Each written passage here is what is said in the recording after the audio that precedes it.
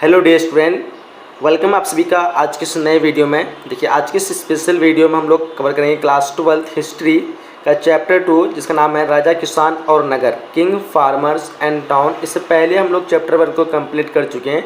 आप लोग जो इस सीरीज़ को पूरी तरह से अंत तक देखना। 15 चैप्टर जो हम लोग 15 चैप्टर को कंप्लीट करेंगे और इनमें ऐसे प्रश्न को करेंगे कि जो आपको डायरेक्ट एग्जाम में पूछाएगा। ठीक है, इससे बाहर एक भी क्वेश्चन में एग्जाम से नहीं होगा। ये सभी बोर्ड एग्जाम के लिए स्पेशल है। ठीक है, स्पेशली ये Bihar board, Jharkhand, UP board के लिए। और अगर आप लोग अदर स्टेट से तो भी आप लोग इसको देख सकते हैं। ठीक है, इसके अलावा आप लोग कंपटीशन एग्जाम में भी ये क्वेश्चन आते हैं। ठीक है, तो सारे क्वेश्चन ऐसे गिने चुने प्रश्न हैं जो कि आपको डायरेक्ट बोर्ड एग्जाम में देखने को मिलेंगे। ठीक है, तो राजा किसान नगर, इससे जितने भी हम लोग ऑब्जेक्टिव क्वेश्चन हो गए सारे ऑब्जेक्टिव क्वेश्चन को हम लोग कवर करते हैं। ठीक है, सब्जेक्टिव नोट्स जो है इसके लिए आप लोग को जो है 8210,775। ठीक है, मैं ये नंबर आपको दे रहा हूँ, इसका स्क्रीनशॉट ले लेंगे 306। इसका स्क्रीनशॉट लेकर के आप लोगों को व्हाट्सएप में कांटेक्ट करना। ठीक है, बाकी बिहार बोर्ड एजुकेशन जो एप्लीकेशन है उसको डाउनलोड कर लेना है। वहाँ पे जो कंप्लीट्स और सब्जेक्ट की कोर्स मिल जाएगी। ठीक है, तो आप लोग डाउनलोड कर लेंगे। ये जो सारे सब्जेक्टिव नोट्स वगैरह वो सब कुछ आपको वहीं पे मिलेंगे। ठीक है, काफ़ी बेहतरीन अंदाज में हाई क्वालिटी नोट्स बनाई गई है आप लोगों के लिए। तो आप लोग जो है उसमें कांटेक्ट करना है, बिहार एजुकेशन को एप्लीकेशन को डाउनलोड करना है। फिलहाल हम लोग ऑब्जेक्टिव क्वेश्चन को कवर करते हैं, जब तक इसको स्किप करते हैं। चलिए देखिए यहाँ पे एमसीक्यू नोट्स इन हिंदी, ये एमसीक्यू क्वेश्चन आ चुके हैं और क्वेश्चन को हम लोग स्टार्ट करते हैं कुछ इस प्रकार से। नीचे में आपको ऑप्शन भी मिल जाएंगे। ठीक, तो मैं जो है यहाँ पे थोड़ा इसको जूम कर ले रहा हूँ ताकि आपको पूरी तरह से विजिबल हो। तो देखिए फर्स्ट क्वेश्चन आपके स्क्रीन पे कह रहा है, फूट डालकर विजय प्राप्त करने का जो कार्य सर्वप्रथम किस राजा ने किया। ऑप्शन आपके स्क्रीन पे है। तो देखिए फाइनल इसका क्वेश्चन जो राइट आंसर हो जाएगा अजातशत्रु, बिल्कुल करेक्ट आंसर हो जाएगी अजातशत्रु। ठीक है, चलिए नेक्स्ट क्वेश्चन पे बढ़ते हैं हम लोग। अगला क्वेश्चन देख रहा है कि जीवक वैद्य जो है किस वंश के काल में था। तो जीवक वैद्य जो है किस वंश के काल में था, ये हो जाएगा आपका हर्यक वंश। Option number C correct answer हो जाएगी। ठीक है, अच्छी तरह से आप लोग कॉपी कलम किताब मतलब लेके बैठ जाना है और इसको अच्छे फोकस से पढ़ना है। एक भी क्वेश्चन आप लोग को मिस्टेक नहीं करना है, ध्यान से पढ़ेंगे। कोई भी वीडियो को आधा अधूरा नहीं देखेंगे क्योंकि इससे आपका ही बेनिफिट होने वाला है, इससे नुकसान होगा आपका अगर आप लोग देखते हैं। फिलहाल जो अगर बिहार टॉपर करना चाहते हैं या फिर हिस्ट्री में आप लोग को 95% प्लस मार्क्स लगते थे तो कमेंट करेंगे। देखते हैं कौन कौन किसको लगन है लाने के लिए, क्योंकि आप लोग कमेंट करने में इच्छुक है तो ज़रूर आपका जो मतलब जो आपका ख्वाहिश है वो ज़रूर पूरा होने वाला है, क्योंकि यहाँ पे आपको पूरी तैयारी कराई जाएगी। बेधड़क आप लोग को इस चैनल को सब्सक्राइब करके नोटिफिकेशन बेल को ऑन कर देना है। ठीक है, क्वेश्चन थर्ड करा है कि अपने स्वयं के खर्चे से सुदर्शन झील की मरम्मत जो किसने कराई। देखिए इसका आंसर जो हो जाएगा आपका ऑप्शन रुद्रदमन हो जाएगा यहाँ पे। Option number C correct answer हो जाएगी। ठीक है, चलिए आगे देखिए क्वेश्चन कह रहा है कि पाटलिपुत्र नगर की स्थापना उदयन ने जो है किस नदी के संगम पर बसाई थी। देखिए ध्यान देंगे यहाँ पे गंगा, सोन, पुनपुन, यानी इनमें सभी के हो जाएगा ऑप्शन आपका जो राइट आंसर होगा ऑप्शन नंबर डी हो जाएगा, संगम मतलब इनमें सभी के। चलिए सभी पर आगे देखिए क्वेश्चन कर रहा है कि समस्त भारत ही नहीं एशिया एवं यूरोप में सर्वप्रथम हुनों को परास्त करने का श्रेय जो है किस शासक को जाता है। तो ये आंसर जो इसका हो जाएगा आपका स्कंदगुप्त। क्या हो जाएगा, स्कंदगुप्त, याद रखेंगे।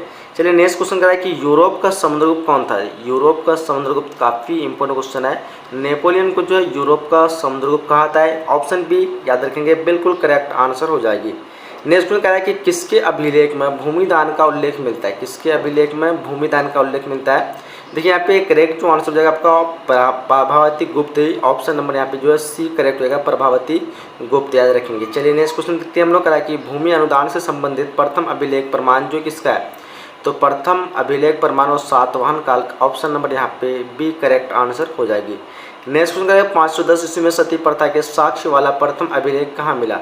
मोस्ट इंपोर्टेंट क्वेश्चन है, इसका राइट आंसर एरन हो जाएगा। ऑप्शन नंबर यहाँ पे ए करेक्ट होगा, एरन सागर। चलिए नेक्स्ट क्वेश्चन करें, देखिए करा कि किस शिलालेख से अशोक द्वारा कलिंग विजय का पता चलता है। काफ़ी इंपॉर्टेंट भी क्वेश्चन है और यहाँ पे जो राइट आंसर होगा 13वें शिलालेख, काफ़ी इंपॉर्टेंट क्वेश्चन है, 13वें शिलालेख हो जाएगा। ठीक है, अच्छे से आप लोग को सारे क्वेश्चन को एकदम ध्यान से पढ़ते जाना है, ध्यान से इसको उतारते जाना है। ठीक है, एकदम हल्के में नहीं लेना सारे क्वेश्चन को, बहुत ही इंपॉर्टेंट क्वेश्चन बता रहे हैं आप लोग को। किस विद्वान ने मात्र अभिलेख के आधार पर अशोक का इतिहास जो है सलाद्य प्रयास जो है किया है। तो अभिलेख के अनुसार आधार पर जो किया था वो किया था आपका द्वैत्य रामकृष्ण भंडारा का। ऑप्शन नंबर यहाँ पे डी करेक्ट आंसर हो जाएगा। ठीक है, नेक्स्ट क्वेश्चन कह रहा है कि मौर्य कला का निम्न में से कौन सी सर्वाधिक जो है महत्वपूर्ण नमूना है। तो आंसर हो जाएगा आपका गुहा वास्तुकला। Option number C correct answer हो जाएगी। नेक्स्ट क्वेश्चन कि इंडिका की रचना जो है किसने की थी। इंडिका की रचना देखिए काफ़ी इंपॉर्टेंट क्वेश्चन है, कई बार एग्जाम में अलग अलग बोर्ड में पूछे गए ये। तो इंडिका की रचना जो की थी किसने की थी, मैगस्थनीज। क्या हो जाएगा ऑप्शन नंबर यहाँ पे बी हो जाएगा मैगस्थनीज। ठीक है। नेक्स्ट क्वेश्चन करा कि प्रयाग परिस्थिति की रचना जो किसने की थी। तो प्रयाग परिस्थिति की रचना हरिसेन ने की थी, पता होना चाहिए आप सही को। ऑप्शन नंबर यहाँ पे सी हो जाएगा हरिसेन। ठीक है। प्रयाग परिस्थिति काफ़ी इंपॉर्टेंट क्वेश्चन ये भी देखिए कई बार एग्जाम में पूछे गए 2010, 13, 15, 16, 17 इतने बार आपको एग्जाम में पूछे गए।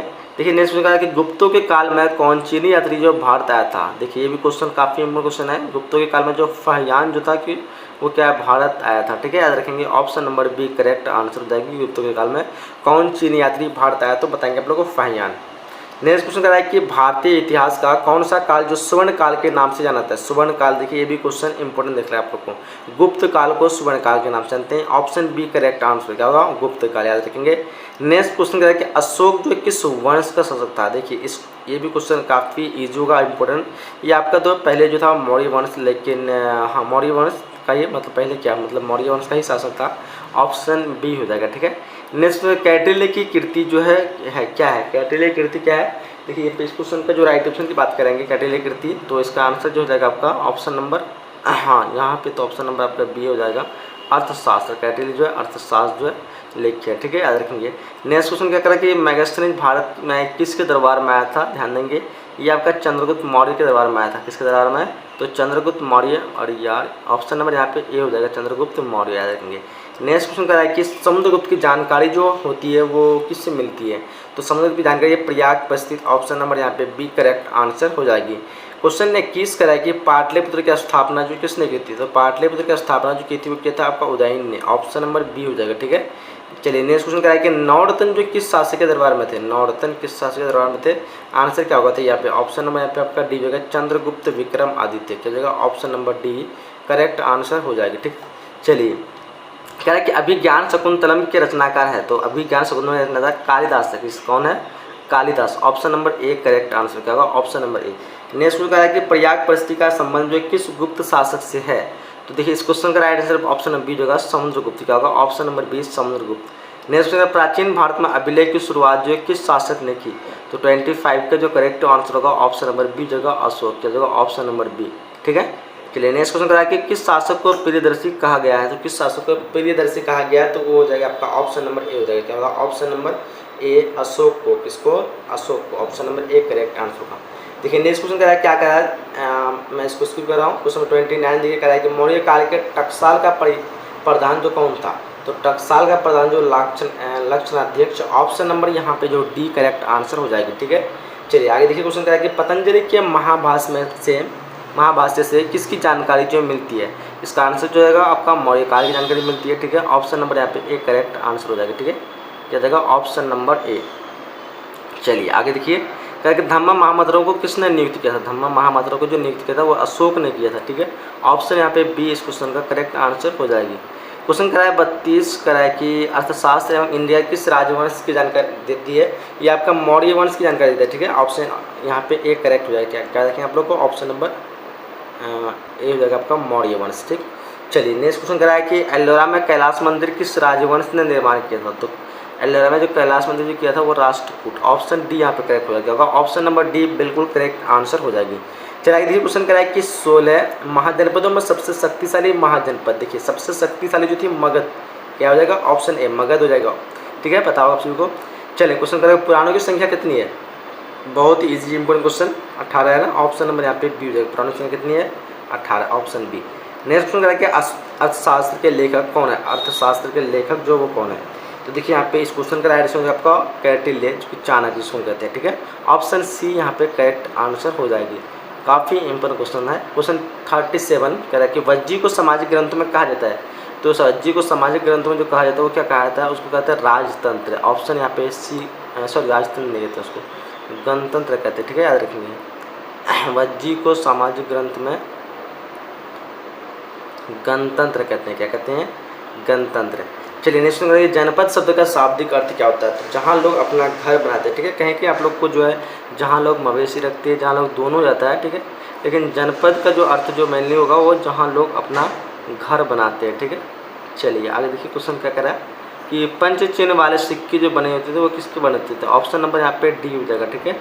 सोना, चांदी, तांबे इन सभी के बने होते थे, तो ऑप्शन डी यहाँ पे करेक्ट आंसर हो जाएगी। क्वेश्चन करेंगे पाटलिपुत्र नगर की स्थापना जो की गई थी वो किसने की गई थी, मतलब किसके द्वारा पाटलिपुत्र नगर की स्थापना की थी? 2015 में क्वेश्चन पूछा गया, ये उदय भद्र द्वारा, ठीक है, याद रखेंगे। ऑप्शन नंबर यहाँ पे सी करेक्ट आंसर हो जाएगी, ठीक है। चलिए क्वेश्चन देखिए क्या है, तक्षशिला विश्वविद्यालय कहाँ स्थित है? तक्षशिला विश्वविद्यालय जो स्थित है आपका हो जाएगा अभी पाकिस्तान में, ये ऑप्शन ए करेक्ट आंसर हो जाएगी, पाकिस्तान, ठीक है। क्या हो जाएगा? Option A Pakistan. चलिए क्वेश्चन करा है कि फहियान किसके शासक काल में भारत आया था? तो फहियान जो आया था वो आपका आया था चंद्रगुप्त द्वितीय के शासनकाल में, ठीक है। ऑप्शन सी यहाँ पे करेक्ट आंसर हो जाएगा। चलिए आगे देखिए क्वेश्चन करा है कि भारत का नेपोलियन किस शासक को कहा जाता है? तो भारत का नेपोलियन जो है वो समुद्र को कहा जाता है। काफ़ी इंपॉर्टेंट क्वेश्चन ये, ठीक है। कह रहा है कि कनिष्क का राज्यारोहण कब हुआ था? तो कनिष्क का राज्यारोहण जो हुआ था वो हुआ था 78 ईस्वी में। क्या हो जाएगा? ऑप्शन नंबर यहाँ पे बी। काफ़ी इंपॉर्टेंट क्वेश्चन ये भी है। क्वेश्चन कह रहा है कि मौर्य साम्राज्य का प्रथम शासक कौन था? तो मौर्य साम्राज्य का प्रथम शासक पता आपको सभी को है, ये चंद्रगुप्त मौर्य जो कि उसी की स्थापना की थी ना। ऑप्शन बी करेक्ट आंसर हो जाएगी। चलिए 46 क्वेश्चन करके मेगास्थनीज कौन था? तो मेगास्थनीज एक जो आपका राजदूत था, क्या था? एक राजदूत था, याद रखेंगे। ऑप्शन यहाँ पे सी करेक्ट आंसर हो जाएगी, ठीक। चलिए क्वेश्चन है कि धम्म की शुरुआत जो किसने की थी? धम्म की शुरुआत जो की थी वो की थी अशोक ने। किसने की थी? Ashoka. Option C correct answer हो जाएगी। मौर्य साम्राज्य का तृतीय शासक कौन था? तो इसका तृतीय जो शासक था वो था आपका मौर्य साम्राज्य का तृतीय शासक कौन था? अशोक था। क्या होगा? ऑप्शन नंबर यहाँ पे ए करेक्ट आंसर हो जाएगी, ठीक है। चलिए क्वेश्चन आगे देखिए कह रहा है अभी तो यहाँ पे क्वेश्चन, हाँ यही तो क्वेश्चन था 48, उसके बाद नहीं है, ठीक। फिलहाल आप लोग इसका पीडीएफ के लिए बताया, आप लोग को उस नंबर पे कांटेक्ट करना है। पढ़ाई को अच्छी तरह से करना है आप लोग, वीडियो को अच्छी तरह से आप लोग सभी के साथ शेयर कर देंगे ताकि सब कोई इस वीडियो का जो है बेनिफिट उठा सके। मिलेंगे अगले इसी तरह के नए वीडियो में। अगले वीडियो का आप लोग को इंतजार रहना चाहिए। चैनल को सब्सक्राइब और नोटिफिकेशन बेल को ऑन कर देंगे। चलिए जब तक के लिए जय हिंद, जय Bharat and thanks for watching.